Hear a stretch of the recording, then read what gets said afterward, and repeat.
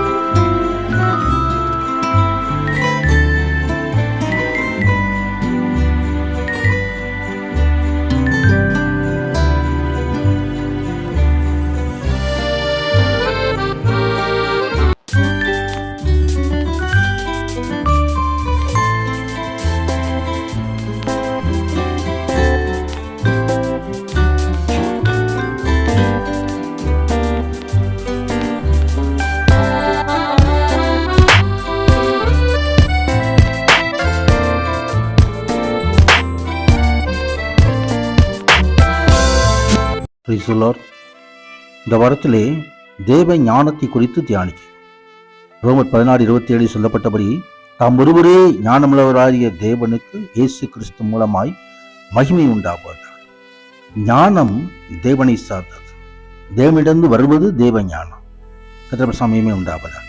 உங்களில் ஒருவன் ஞானத்தில் குறைவுள்ளவனாய் இருந்தால் யாவருக்கும் சம்பூர்ணமாய் கொடுக்கிறவரும் ஒருவரையும் கடிந்து கொள்வருமாய் தேவனிடத்தில் கேட்கிறார், அப்பொழுது அவனுக்கு கொடுக்கப்படும். அதுதான் பரத்திலிருந்து வருகிறதான தேவ ஞானம்.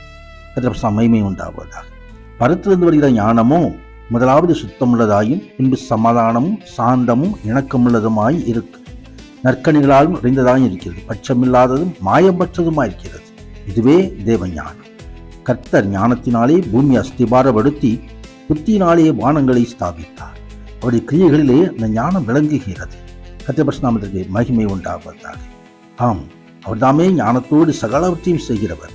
ஞானத்தையும் உணர்வையும் அருளும் ஆவியும் ஆலோசனையும் பலத்தையும் அறிகிற ஆவியும் அறிவையும் கர்த்தர் பயப்படுகிற பன்ம ஆவியுமாய் கர்த்தருடைய ஆவியானவர் இயேசுவின் மேல் தங்கியிருப்பார் என்பதை ஏசாயா தீர்க்கதரிசி முன்னறிவித்தார். கர்த்தருடைய மகிமை உண்டாவதாக.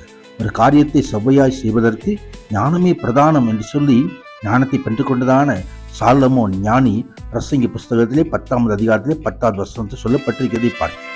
எந்த காரியத்தை செய்தாலும் அதற்கு ஞானம் அவசியம்.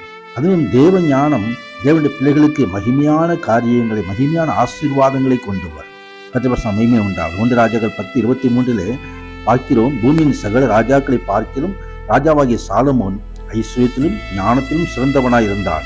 ஏனென்று சொன்னால் ஞானமுள்ள இருதயம் தனக்கு வேண்டும் என்று சொல்லி ஆண்டவரிடத்தில் விண்ணப்பத்தை வைத்த அந்த சாலமோனுக்கு ஆண்டவர் தாமே ஞானத்தையும் ஐஸ்வர்யத்தையும் கனத்தையும் சமாதானத்தையும் கொடுத்தார்.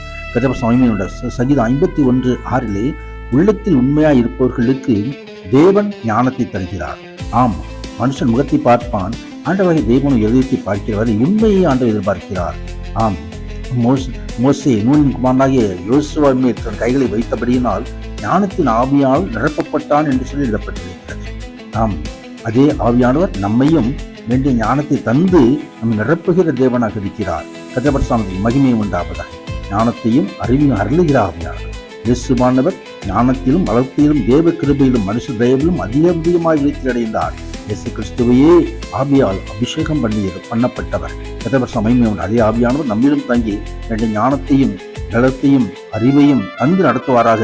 ஆமேன், ஆமேன்.